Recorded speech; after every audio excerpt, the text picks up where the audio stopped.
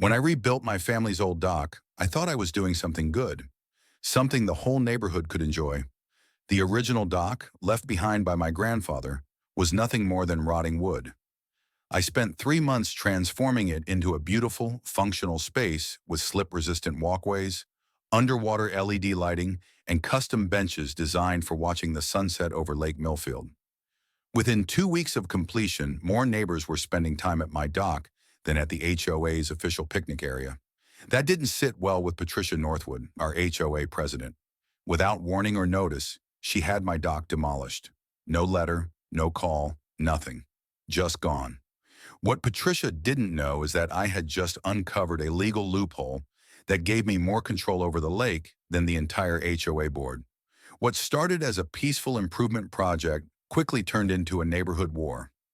I'm Cole Walker, and if your HOA has ever pulled something like this, I want to hear your story, because I know I'm not the only one. But when I opened the cabin door and looked toward the water, my masterpiece had turned into floating debris. Chunks of treated lumber bobbed on the surface like pieces of a shattered dream. The underwater lights I'd installed were dark, their wiring severed and dangling into the murky depths. The whole structure, every carefully measured board, every perfectly placed nail, had been reduced to expensive firewood drifting aimlessly across the cove. Standing on the shore with a triumphant smile was Patricia Northwood. Clutching a piece of paper she called her emergency order. Next to her stood Bruce Tate, our HOA treasurer, nodding like a bobblehead doll. Two workers were still operating chainsaws, cutting through the last remaining support posts with mechanical efficiency. Sawdust filled the air, and the sound of power tools echoed across the lake like some industrial nightmare. I stood there in my pajamas watching 3 months of careful craftsmanship being reduced to floating garbage.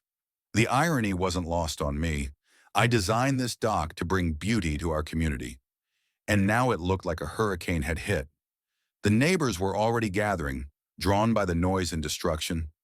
Mrs. Dorothy Wilson, who lived 3 houses down, was shaking her head in dismay. The Hendersons, from across the cove, had walked over to see what was happening. Even the Kramers, who rarely left their house, were standing on their porch with coffee mugs, watching the spectacle unfold. Patricia seemed to be enjoying the attention, gesturing dramatically at the debris while explaining to anyone who would listen about safety violations and unauthorized construction. She was wearing her usual outfit, wrinkled jeans and an oversized sweater that had seen better days, but carrying herself like she was delivering a State of the Union address. This dock violated safety regulations and was built without proper authorization, Patricia announced loudly, making sure everyone could hear. She held up her piece of paper like it was some kind of legal document, though I could tell from here it was just a standard sheet of printer paper with her own handwriting on it. As HOA president, I have the authority to remove any structure that poses a danger to our community. Bruce nodded enthusiastically beside her, though I suspected he had no more legal knowledge than a golden retriever. The workers continued their demolition, seemingly oblivious to the crowd that had gathered, or the fact that they were destroying someone's private property. I walked down to the water's edge, still trying to process what I was seeing. "Patricia, do you have a demolition permit for this?" I asked, keeping my voice as calm as possible, despite the rage building in my chest. She laughed and waved her piece of paper in my direction. "I don't need a permit when something is a clear and present danger," she declared, as if she was quoting some law she'd memorized. "This dock was built without HOA approval and violates multiple safety codes." The irony was overwhelming. This was the same woman who'd installed a hot tub on her deck without asking anyone's permission. And yet somehow my professionally designed dock was the problem. "Show me the safety codes it violates," I said, pulling out my phone. I documented every step of the construction process, from the engineering specifications to the county permits I'd obtained. Patricia's confident expression faltered slightly, but she quickly recovered. "The codes are in the HOA handbook, which you clearly never bothered to read," she snapped. This structure was creating noise disturbances and encouraging unauthorized gathering translation. People were actually enjoying themselves at my dock instead of attending her poorly planned HOA events. The workers finished their destruction and began loading their equipment back into their truck, leaving behind nothing but floating debris and Patricia's smug satisfaction. "I'm calling the police," I announced, reaching for my phone's dial pad. Patricia's laugh grew even louder, and she turned to address the growing crowd of neighbors. "Go ahead and call them. They'll thank me for preventing a potential accident. This dock was a lawsuit waiting to happen, and I've just saved our entire community from legal liability." Her confidence was almost impressive if it weren't so completely unfounded. As I watched the last pieces of my grandfather's legacy floating away like driftwood, I realized this wasn't just about a dock anymore. This was war. The first thing I did was call Tom Bradley. Tom had been my neighbor since we were kids, back when this area was just scattered cabins and fishing spots. Now he was one of the county's most respected attorneys specializing in property law. If anyone could tell me where Patricia had overstepped her bounds, it would be Tom.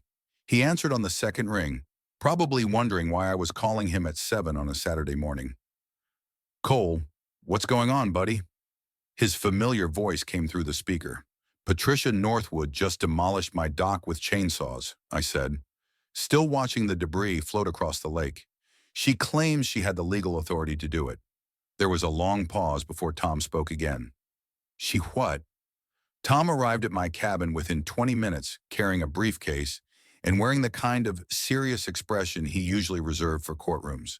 He surveyed the destruction with the eye of someone who'd seen his share of property disputes, taking photos with his phone and making notes on a legal pad. "Cole, what Patricia did isn't just wrong, it's criminal," he said after examining her so-called emergency order.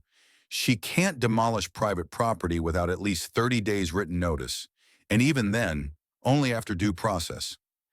This piece of paper she wrote up has no legal standing whatsoever." He pointed to the floating debris.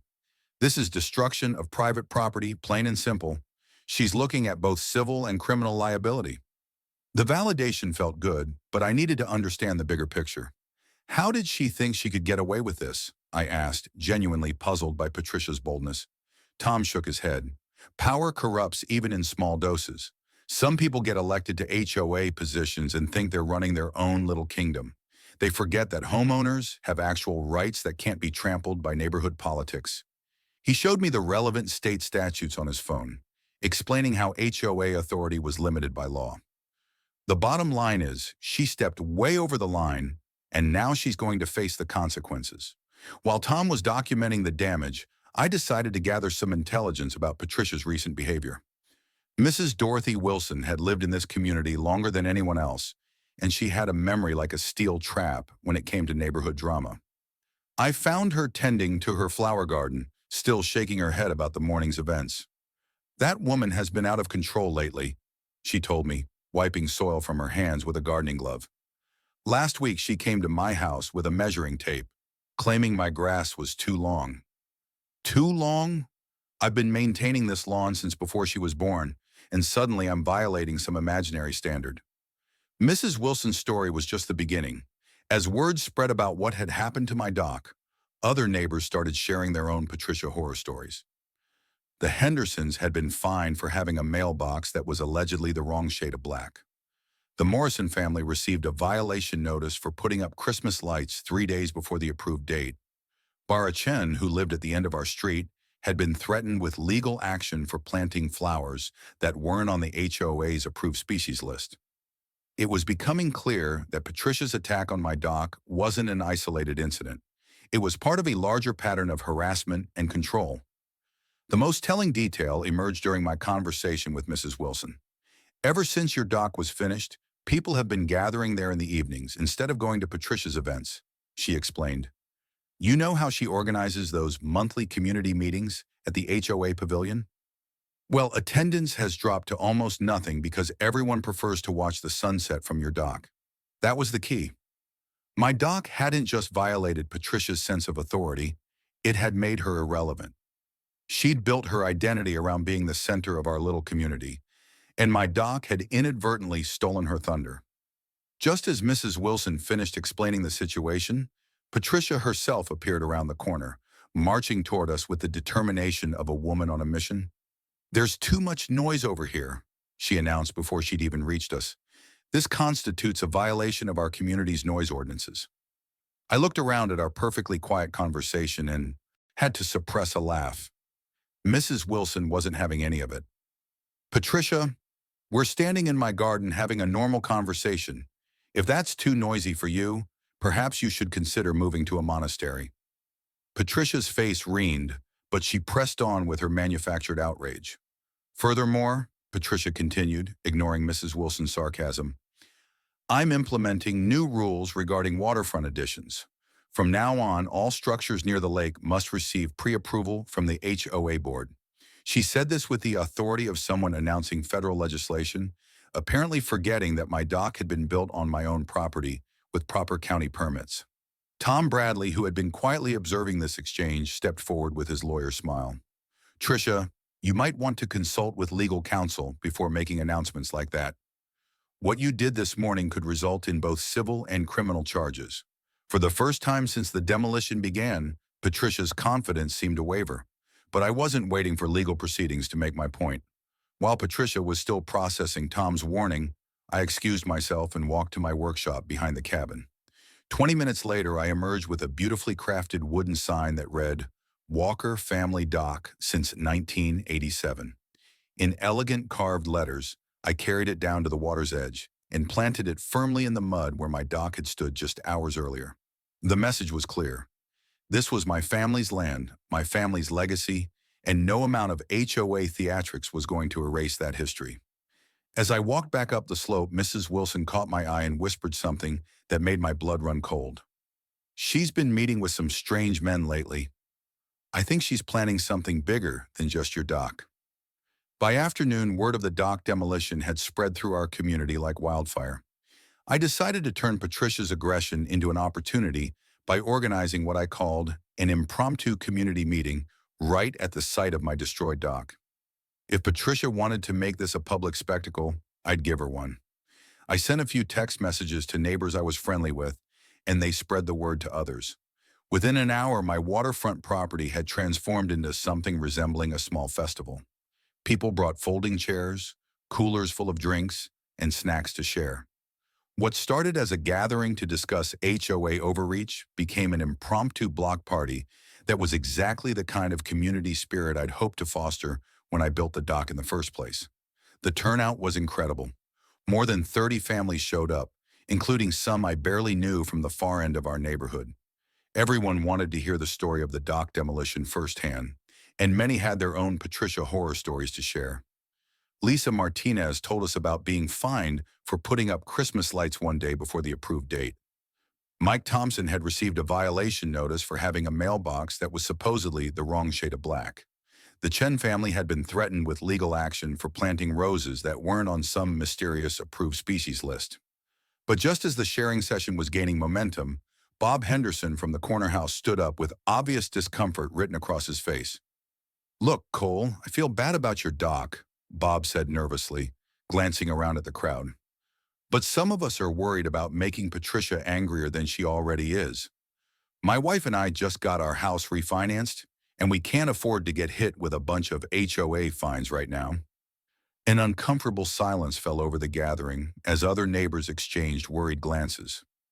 Patricia already threatened to review everyone's property records for violations, Bob continued. Maybe we should try to work with her instead of, making this into a war. I could see doubt creeping into some faces around the group. Patricia's intimidation tactics were working exactly as she'd intended. Before I could respond to Bob's concerns, my phone buzzed with a notification that made my blood run cold. Someone had sent me a link to a video posted on a local community forum showing Patricia standing in front of the demolished dock wreckage with the caption, "Removing safety hazards from our community." In the video, she was claiming that my dock had been built with substandard materials and posed a drowning risk to children. This is exactly why we have HOA oversight, she said directly to the camera. Some residents think they can build whatever they want without considering the safety of their neighbors. The lies were so blatant and the propaganda so shameless that I felt my hands shaking with rage. I almost turned off my phone and canceled the whole gathering right there. The video was already getting shares and supportive comments from people who didn't know the real story, and I could see how quickly Patricia's narrative could become the accepted truth. For a moment, I seriously considered just paying whatever fines she wanted and trying to rebuild my dock quietly somewhere else. But then I looked around at my neighbors, real people who had taken time out of their Saturday to show support for what was right, and realized that backing down now would just encourage Patricia to escalate her harassment of everyone else. You know what? I said, pulling out my phone and opening the live stream function. I think it's time people heard the truth about what's really happening in our community. I held up the phone so everyone could see that I was broadcasting live, then turned to address both the camera and the crowd around me. Hi everyone, I'm Cole Walker, and I want you to see what happens when you try to improve your community and an HOA president decides you're a threat to her authority. I panned the camera across the floating debris where my dock used to be, then toward the support of neighbors who had gathered despite Patricia's intimidation tactics. As if summoned by some malevolent force, Patricia and Bruce appeared at the edge of my property like storm clouds gathering on the horizon. Patricia was carrying her ever-present clipboard and had her phone out, presumably recording evidence of our heinous crime of having a conversation on private property. This gathering is in violation of our community noise ordinances, she announced, marching toward us with Bruce trailing behind like a nervous sidekick. Everyone needs to disperse immediately or face fines for participating in an unauthorized gathering. The irony was breathtaking. Here we were, sitting quietly on private property, and somehow this constituted a violation worthy of financial penalties. But Bruce had apparently decided to escalate beyond Patricia's usual threats. As people started to pack up their chairs, he approached the Henderson family with a manila folder and a predatory smile. "Bob, I've been reviewing your property records," he said loudly enough for everyone to hear. "It looks like that shed you built last year might not have proper setback clearances. I'd hate to have to order a professional survey, but if you continue participating in activities like this, well, the HOA board might have to take a closer look at everyone's compliance status." The threat was clear and calculated. "Support Cole and we'll find expensive ways to make your life miserable." That was the moment everything changed. Mrs. Wilson, who had been quietly observing the confrontation, stood up from her folding chair and fixed Bruce with a stare that could have melted steel. "Honey, I've been living in this community since before you were born, and I've seen plenty of bullies come and go, but I've never seen anyone quite as pathetic as someone who threatens families for having a picnic." She turned to address the crowd, her voice carrying the authority of someone who had earned respect through decades of good citizenship. "If Patricia and Bruce want to turn our neighborhood into their personal police state, that's their choice. But they're going to have to go through every one of us to do it." The transformation was immediate and inspiring. Instead of packing up to leave, neighbors started setting up more chairs and unpacking more food. Children who had been playing quietly began laughing and running around again. Bob Henderson, who had been so worried about fines just minutes earlier, walked directly over to Bruce and said, "You know what? Go ahead and order that survey. I'll pay for it myself just to prove there's nothing wrong with my shed." Patricia's face was cycling through several shades of red as she realized that her intimidation tactics had backfired spectacularly. "Fine," she finally shouted loud enough for the entire neighborhood to hear. "You want to play games? I'll show you who really has authority around here. This whole lake area is about to change, and there's nothing any of you can do to stop it." The next morning, I decided to do some detective work. Patricia's threat about major changes to the lake area had been bothering me all night, especially combined with Mrs. Wilson's observation about mysterious meetings. I convinced Tom to help me with what we jokingly called reconnaissance, though it quickly became clear this was no laughing matter. We followed Patricia's car when she left her house around 10 o'clock, maintaining enough distance to avoid detection, while staying close enough to see where she was headed. She drove to a restaurant called Denny's about 15 minutes away. Not exactly the kind of place you'd expect to find real estate conspiracies, but perfect for clandestine meetings. Through the restaurant window, we watched Patricia meet with a man in an expensive suit carrying a leather briefcase. This wasn't some casual breakfast meeting between friends. The body language was all business, with documents being spread across the table, and Sirius pointing at what appeared to be maps or charts. Tom and I managed to get a table close enough to overhear parts of their conversation without being obvious about our eavesdropping. What we heard made my blood run cold. The man was representing something called Lakeside Development LLC, and they were discussing a deal to lease all waterfront rights from our HOA. The conversation revealed Patricia's true motivation for attacking my dock and harassing other homeowners. Lakeside Development wanted to create what they call premium lake access by removing all private docks and replacing them with a single professionally managed waterfront facility. Homeowners would pay monthly fees for boat storage and lake access, while the development company would pocket the profits and pay Patricia a management fee of $2,000 per month. It was a scheme to monetize our lake access while giving Patricia both money and increased power over the community. The private docks are the main obstacle, the suit explained to Patricia over coffee and pancakes. Once those are gone, we can implement the unified waterfront plan and start generating revenue immediately. Your demolition of that designer's dock was perfect timing. It sends a clear message about who's in control. Patricia pined under the praise, clearly enjoying her role as the enforcer in this scheme. I've already started issuing violation notices to other waterfront property owners, she said proudly. Give me another month and I'll have them all ready to surrender their dock rights voluntarily. Tom and I exchanged glances that could have melted steel. This wasn't just about Patricia's power trip. It was about a development company using her as a front to essentially steal our lake access and turn it into a profit center. The scope of the conspiracy was breathtaking in its audacity. They were planning to eliminate decades of traditional lake usage and replace it with a corporate-controlled system that would charge us for privileges we'd always enjoyed for free. And Patricia was getting paid handsomely to make it happen, which explained her sudden escalation in harassment tactics. We stayed long enough to hear the timeline for their plan. Patricia had promised to clear all private docks within 2 months using a combination of harassment, fake violations, and outright demolition when necessary. In return, Lakeside Development would handle all the legal paperwork and construction of the new facility, while Patricia would serve as the community liaison and collect her monthly management fee. It was a win-win situation for everyone except the actual homeowners, who would lose their traditional lake rights and pay for the privilege of using their own neighborhood amenities.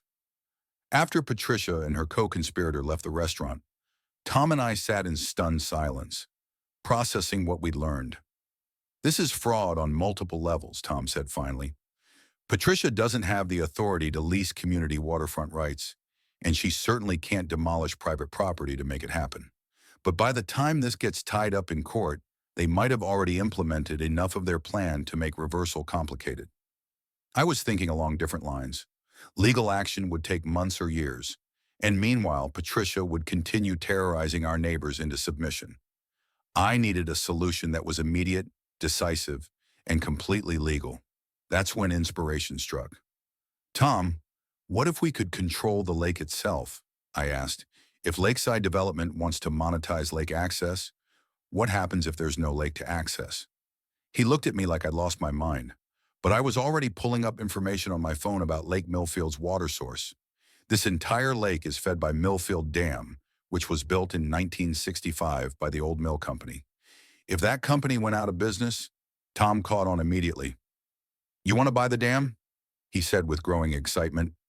If you control the water flow, you control everything downstream. The plan was brilliant in its simplicity. Patricia could demolish every dock on the lake, but it wouldn't matter if there was no water to dock in. And if I owned the dam, every decision about water levels would go through me instead of some distant corporate entity. It was the ultimate reversal. Instead of fighting Patricia's scheme with legal challenges that might take years, I could simply eliminate the resource she was trying to monopolize. As we drove home, I was already making mental calculations about how much it would cost to buy water rights and whether I could afford to outbid a development company. One way or another, Patricia's scheme was about to hit a very large, very immovable obstacle. That evening, I dove deep into research about Lake Millfield's water source, driven by a combination of determination and desperation that I'd never felt before. What I discovered was even better than I'd hoped, but also more urgent than I'd realized. The lake was entirely dependent on Millfield Dam, which had been built in 1965 by the Millfield Mill Company to provide water for their lumber processing operations. According to county records, Millfield Mill Company had filed for bankruptcy just 6 months ago, and all their assets were being liquidated through public auction. The dam's operating rights were scheduled for auction this coming Saturday, just 5 days away. The timing felt like destiny, but my excitement was tempered by a disturbing discovery buried in the auction documentation. According to the bidder registration list, something called Lakeside Development LLC had already submitted preliminary paperwork to participate in the auction. My heart sank as I realized that Patricia's co-conspirators had apparently figured out the same strategy I had. If Lakeside Development acquired control of the dam, they wouldn't just control lake access, they'd control the lake itself. They could manipulate water levels to force out any remaining resistance to their waterfront development scheme. I called Tom Bradley immediately, even though it was nearly midnight. "Tom, we have a problem," I said when he answered groggy. "Lakeside Development is planning to bid on the dam at Saturday's auction. If they get control of the water rights, Patricia's scheme becomes unstoppable." There was a long pause while Tom processed this information. "How much money do you think they're willing to spend?" he asked. "More than I have, that's for sure," I replied. "The minimum bid is $120,000, but if they really want it, they could probably go much higher." Tuesday morning brought another nasty surprise in the form of an email that had been forwarded to me by Mrs. Wilson. Someone, probably Bruce, based on the writing style, had sent a message to several neighbors warning them about the financial risks of supporting my reckless legal challenges against the HOA. The email suggested that anyone who contributed money to my cause could be held personally liable if my actions resulted in lawsuits or property damage. It was complete nonsense legally, but psychologically effective. Several neighbors who had promised financial support called to apologetically withdraw their offers. By Wednesday afternoon, I was facing a harsh reality check about my financial situation. Even with help from family and the neighbors who were still willing to contribute, I could only raise about $140,000. That might be enough to outbid casual investors, but probably wouldn't be sufficient if Lakeside Development was serious about acquiring the dam. I spent Wednesday evenings staring at my laptop screen, trying to figure out how to bridge the gap between what I had and what I might need. The answer, when it came to me, was both obvious and terrifying. I could refinance my cabin. The property had been in my family for 3 generations and was probably worth close to $200,000. If I put it up as collateral for a loan, I could potentially raise enough money to compete with Lakeside Development. But the risk was enormous. If something went wrong with my plan, I could lose the family property that had started this whole conflict. It felt like betting everything on a single hand of poker, except the stakes were my grandfather's legacy and my own financial future. Thursday morning, I called my mortgage broker to discuss refinancing options. The conversation was sobering. "Cole, you're talking about borrowing against almost the entire value of the property," she explained. "If you can't make the payments, you'll lose the cabin. Are you sure you want to take that kind of risk?" I wasn't sure at all, but I was more sure that I couldn't let Patricia and her corporate partners steal our community's lake access. "Set up the paperwork," I told her. "I'll sign whatever documents you need." That afternoon, I received an unexpected visit from my college roommate, Dave Chen, who had driven up from the city after hearing about my situation through mutual friends. "Cole, I need to talk to you about this damn thing," he said as soon as I opened the door. "People are saying you're planning to mortgage your grandfather's cabin to get into a bidding war with developers. That's insane, man. You could lose everything." Dave had always been the practical one in our friendship, and seeing the concern in his eyes made me question whether I was making the right decision. "Dave, this isn't just about my dock anymore," I explained as we sat on the cabin's front porch, looking out at the lake. "Patricia is trying to turn our entire waterfront into a corporate profit center. If I don't stop her, every family here is going to lose their traditional lake access and pay monthly fees for the privilege of using their own neighborhood amenities." Dave shook his head slowly. "But risking your home, your grandfather's legacy, there has to be another way to fight this." His words hit harder than I wanted to admit, because deep down I knew he was right about the risks I was taking. But sometimes you reach a point where backing down feels worse than the possibility of losing everything. "Dave, my grandfather built this cabin as a place where families could enjoy the lake together. If I let Patricia destroy that vision just to play it safe, then I've already lost what matters most." I pulled out my phone and showed him the video Patricia had posted, with her lies about safety hazards and substandard construction. She's not going to stop with my doctor. She's going to keep terrorizing families until someone with more power than she has makes her stop. Right now, that someone has to be me. Friday afternoon, I signed the refinancing paperwork that put my cabin at risk, but gave me access to enough cash to bid competitively at Saturday's auction. Walking out of the bank, I felt simultaneously empowered and terrified. I just mortgaged my entire future on the belief that controlling the water supply would give me enough leverage to stop Patricia's scheme. That if I was wrong, if the law didn't work the way Tom thought it would, or if I couldn't afford the ongoing costs of dam maintenance, I could lose everything my family had built over 3 generations. But as I drove home past the floating debris of my demolished dock, I knew I'd made the only choice I could live with. Saturday's auction would determine whether David could still beat Goliath in modern America. The courthouse auction room was more crowded than I'd expected, with about 40 people scattered across folding chairs that looked like they'd been borrowed from a church basement. Most of the attendees appeared to be serious investors or representatives from development companies, dressed in expensive suits and carrying thick folders of documentation. I felt slightly out of place in my business casual outfit, but reminded myself that I had just as much right to be there as anyone else. The auctioneer was a thin man with a surprisingly loud voice who began the proceedings by explaining the terms and conditions for all the Millfield Mill Company assets being sold. The dam operating rights were item number 7 on a list that included everything from industrial equipment to timber rights on thousands of acres. I tried to appear casual while mentally rehearsing my bidding strategy, but my heart was racing as we worked through the earlier items. A logging company bought the timber rights for $300,000. Various pieces of mill equipment went to scrap dealers and antique collectors. Finally, the auctioneer called for bids on the Millfield Dam water flow control rights, and I felt like everyone in the room could hear my pulse pounding. "We'll start the bidding at $120,000, the auctioneer announced. I waited for someone else to make the opening bid, not wanting to seem too eager. A man in a gray suit near the front raised his paddle, and the auctioneer acknowledged him with a nod. $120,000 from bidder 14. I raised my own paddle. $130,000 from bidder 22. The bidding continued in $10,000 increments with gray suit and myself trading increases back and forth while the rest of the room watched with apparent disinterest.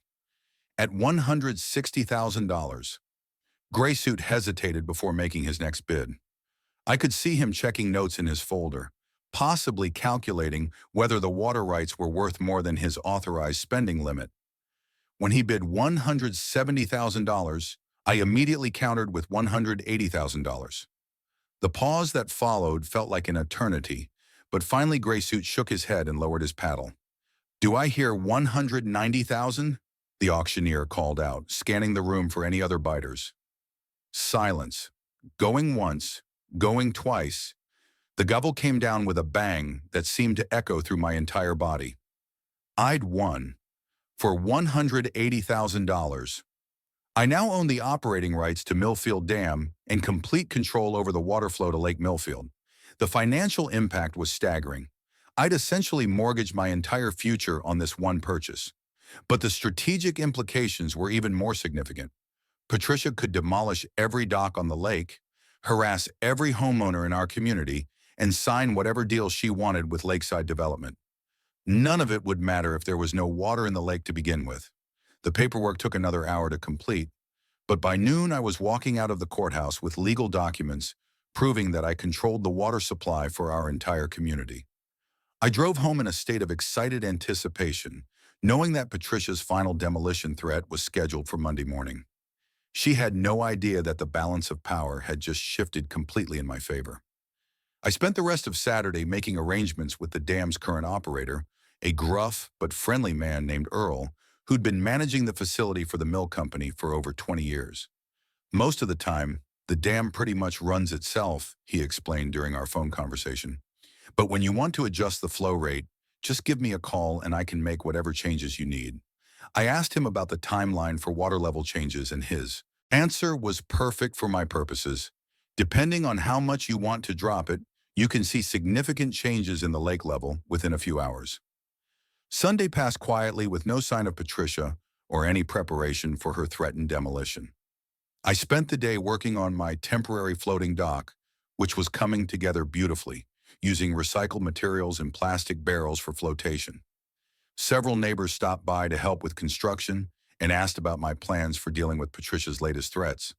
I deflected their questions with vague assurances that everything would work out fine, not wanting to reveal my ace in the hole until the perfect moment arrived. That evening, I called Earl to discuss the logistics of what I was planning. I need to reduce the lake level by about 40% tomorrow morning, I told him. How quickly can that happen? Earl's chuckle suggested he'd received stranger requests during his career. No problem. Just give me a call when you want to start, and I'll begin reducing the outflow gradually. Should take about 2 to 3 hours to see the full effect depending on weather conditions. Everything was falling into place perfectly. Patricia thought she was about to deliver her final blow against community resistance. Instead, she was about to learn that there are bigger fish in every pond. Monday morning arrived with crystal clear skies and what felt like poetic justice brewing in the air. I woke up early and positioned myself at my front window with a cup of coffee, waiting for Patricia's demolition crew to arrive. At exactly 8 o'clock, I heard the rumble of heavy machinery coming down our street. Patricia had upgraded from chainsaws to serious equipment, 2 bulldozers and what appeared to be a small crane. She was clearly planning to make a statement that would intimidate any remaining resistance in our community. What she didn't know was that I was about to make a much bigger statement that would end her reign of terror permanently. Patricia arrived at my property like a conquering general, complete with heavy machinery and what appeared to be a small media entourage. She had invited the local newspaper and even a freelance videographer, apparently planning to document her final victory over community resistance. The bulldozers rumbled into position while Patricia stood nearby with her clipboard, directing the operation like she was commanding a military assault. Bruce Tate hovered behind her, nervously checking his watch and occasionally glancing toward the growing crowd of neighbors who had gathered to witness this latest escalation in our HOA drama. The entire neighborhood seemed to have turned out for the spectacle. Families stood on their porches and in their yards, many holding phones to record what promised to be either Patricia's ultimate triumph or a complete disaster. Mrs. Wilson had brought a folding chair and a thermos of coffee, settling in like she was attending an outdoor theater performance. The Morrison family had positioned themselves strategically on their deck to get the best view, while the Hendersons were live streaming everything from their front yard. Patricia seemed to be feeding off the attention, gesturing dramatically and speaking loudly enough for everyone to hear her justifications for the demolition. Today, we're removing the last unauthorized structures from our waterfront area, Patricia announced to her impromptu audience. This will ensure the safety and beauty of our community lake access for all residents. She was wearing what appeared to be her best outfit, a blazer that had seen better days, but was clearly her attempt at looking official and authoritative. The bulldozer operator looked bored, probably wondering why such a simple demolition job required so much pageantry. But Patricia was savoring every moment of what she believed would be her complete victory over my resistance to her authority. I walked down to the W's edge, carrying a manila envelope, moving slowly and deliberately to maximize the dramatic effect. Patricia noticed my approach and actually smiled, probably thinking I was about to surrender or plead for mercy. "Patricia," I called out in a voice loud enough for everyone to hear, "before you demolish anything else, you might want to take a look at this." I handed her the envelope with the same ceremonial gravity she'd used when distributing her fake violation notices. "What is this?" she demanded, though her confident tone was already beginning to waver slightly. Patricia opened the envelope and pulled out the official certificate of ownership for Millfield Dam water rights. For a moment, she stared at the document with obvious confusion, probably trying to process legal language she didn't understand. "What does this have to do with anything?" she asked, though her voice had lost some of its earlier authority. "That's my proof of ownership for the dam that controls all the water in this lake," I explained calmly. "As of Saturday, I own the complete water flow rights to Lake Millfield, which means I can turn off the water to this entire lake whenever I choose." The crowd fell silent as the implications of my announcement sank in. Patricia's face cycled through several expressions: confusion, disbelief, anger, and finally something approaching panic. "You can't do that," she spluttered. That's illegal. You can't just turn off a lake."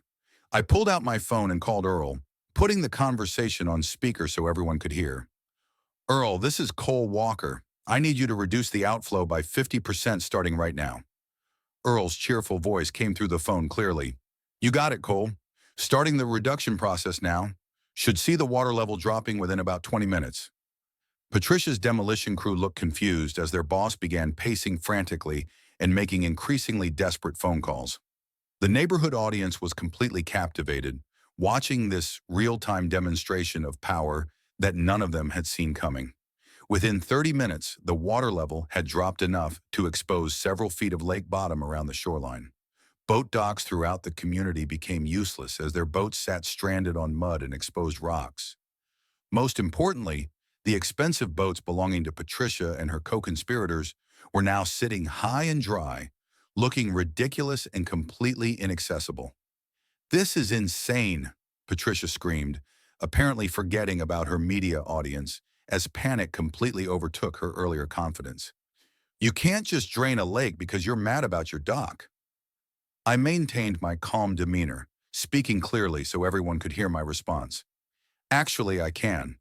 I own the water rights, which means I have complete legal authority over the water level, just like you claim to have authority over my dock. The parallel was perfect. Patricia had used claimed authority to destroy my property, and now I was using actual authority to demonstrate the consequences of her actions. The coup de grace came when Patricia tried to call her contact at Lakeside Development for help. I could hear the man's angry voice through her phone as he realized that their entire scheme had just collapsed. How could you not know about the water rights? He was shouting. Our whole plan was based on controlling lake access. There's no point in leasing waterfront rights if the Patricia's deal was falling apart in real time, broadcasted live to the entire neighborhood and being recorded by multiple phones for posterity. Please, Patricia finally said, her voice cracking with desperation. Just turn the water back on. I'll resign from the HOA. I'll cancel all the violation notices. Just please don't destroy the lake. The transformation was complete from arrogant dictator to pleading supplicant in less than 2 hours. I looked around at my neighbors, many of whom were smiling for the first time in months. Earl, I said into my phone, restore normal water flow, please. As Patricia slumped against one of her useless bulldozers in defeat, I realized that sometimes the only way to stop a bully is to acquire more power than they have and demonstrate your willingness to use it. 6 months later, our community had returned to the peaceful coexistence we'd enjoyed before Patricia's reign of terror. The new HOA board, elected after Patricia and Bruce's resignation, focused on actual community improvement rather than power thrips and fake violation notices. I used some of my remaining savings to build a new community dock, bigger and more beautiful than my original, with a sign reading, Residence Dock, no HOA approval required. The dock became exactly what I had originally envisioned, a gathering place where neighbors could meet, children could fish safely, and everyone could enjoy the sunset over Lake Millfield without worrying about arbitrary fines or harassment. Mrs. Wilson hosted a celebration barbecue at the new dock, with the entire neighborhood contributing food and drinks.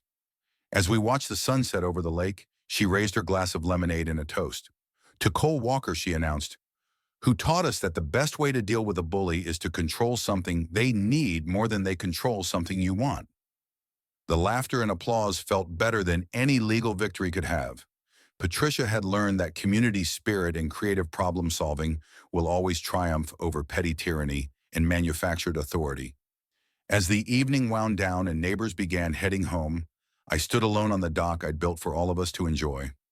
The water lapped gently against the pilings, and the underwater lights created a magical glow beneath the surface. My grandfather would have been proud of what this place had become. Not just a beautiful structure, but a symbol of what communities can accomplish when they work together, instead of allowing themselves to be divided by people who mistake authority for leadership.